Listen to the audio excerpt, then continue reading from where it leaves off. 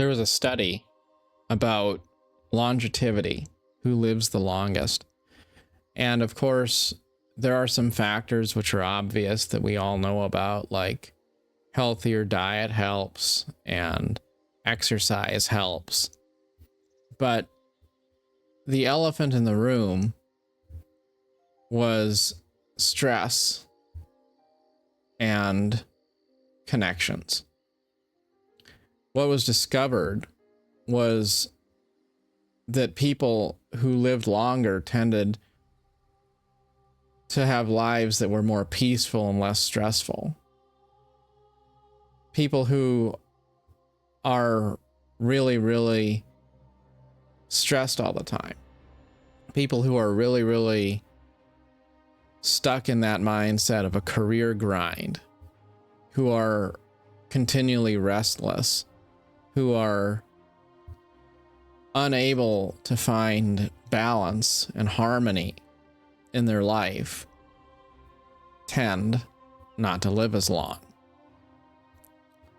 And it's fairly simple, if you think about it, to scale back your life and just have less stress. If something is not bearing good fruit in your life, then don't continue to make it part of the life that you live. And that can be living below your means. It can be changing the type of things that you allow in your life, setting boundaries professionally and personally.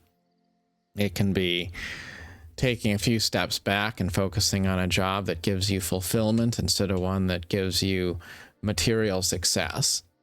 But that's not really the point of this video.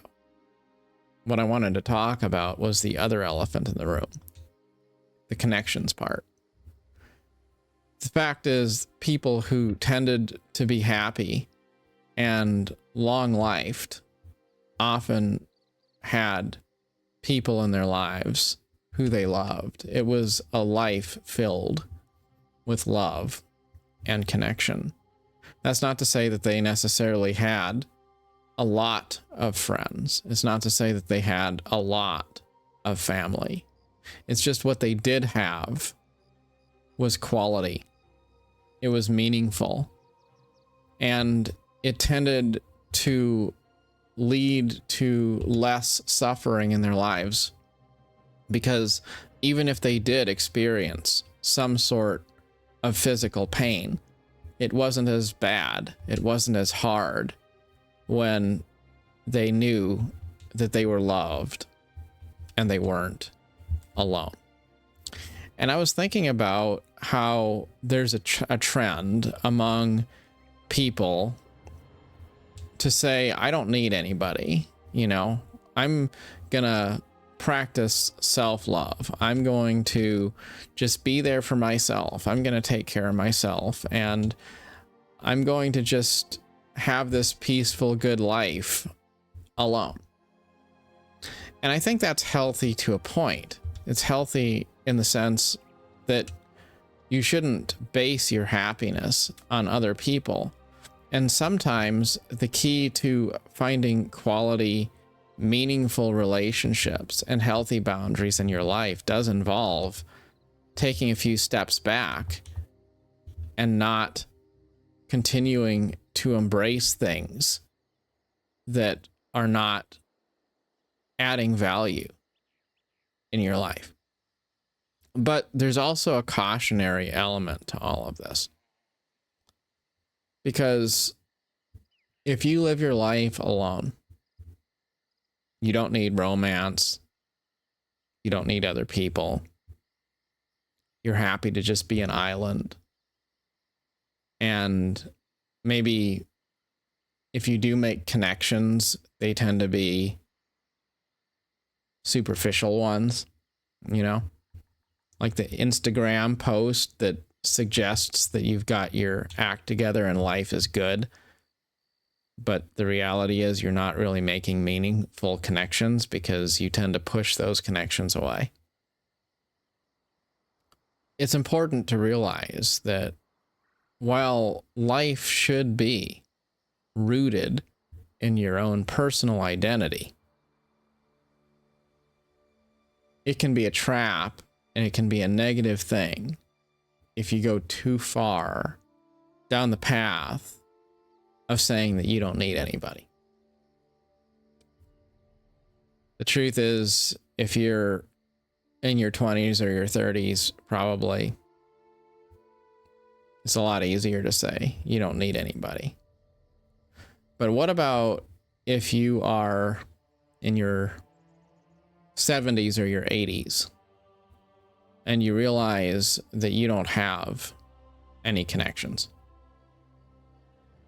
Because when you were younger and you could have made time for them, nobody lived up to your expectations, and you didn't feel like you had time to care about anybody other than yourself. Then when life starts to get harder and the world starts to close in, you're going to have to face the reality that there isn't going to be anybody there for you, and you're going to die alone. And that's something I think that we can be short-sighted about. So make time for connections with other people. I'm not saying to flood your life with them.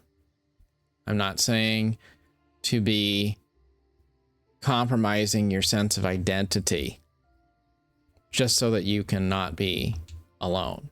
And there is a lot of that. There's a lot of people with regrets because they never managed to find balance where they could just enjoy the life they have, because there's always somebody there that's going to tell them how to live. And it's not a rewarding thing to feel like the life that you've lived is not your own. But you also don't want to be an island. And I think it's important to be conscious of that, to think about it, because as we go through life, we have opportunities to make new connections, to make time for people that really matter to us. And if we can do that, we owe it to ourselves to do that, because there will come a time when our future selves will be made better and richer and happier, and we'll be in a better place to potentially share positive experiences with others too, if we fill our lives with meaningful, loving, supportive, and accepting connections. The good news is you don't really need an infinite number of them. If you're looking for good friends, you really don't need a lot of them. Probably a solid half a dozen quality friends is enough to make up for the absence of a few hundred fake ones. If you're looking for romance, unless you're some sort of one of those polygamists, you probably can afford to just find one person to have for your spouse. And I know that can seem a bit of a insurmountable task, but it is a world filled with many millions of people. So even if there's a lot of folks out there who for some reason or another aren't a good fit, and connection doesn't come easy, and you know, all that stuff, it probably is not all that impossible to find a few good people to cherish and appreciate and live together with. That's really what it all comes down to, isn't it? Live together. Live together, not in the sense that you are busy sharing the same space together. Not just that you're sitting on the couch watching the same Netflix show together. Not that you share the same living room or bedroom. But that you actually, truly share your life with other people. That's what it means not to be an island. And that's something which will be a good investment in mental health and also in the length of your life. So getting rid of stress in your life, that can be a challenge. But I think the harder challenge, and the one that is probably even more important, is making sure that you do carve out generous space in your life for meaningful connections. And that's always going to come down to doing things from the heart instead of just doing things as sort of a mechanical action. Like, you could go say you're going to spend time with your family because you know you're supposed to, but your heart isn't really in it. Or you could spend time with your family because you love them and you cherish every minute of it. And there's such a huge difference there. Often the key to making good connections is to genuinely care about service to something higher than self. You can't just act like you love others. You have to actually love them by wanting to put the needs and the feelings and the interests of others before your own. But it's not just about saying you're going to make a sacrifice.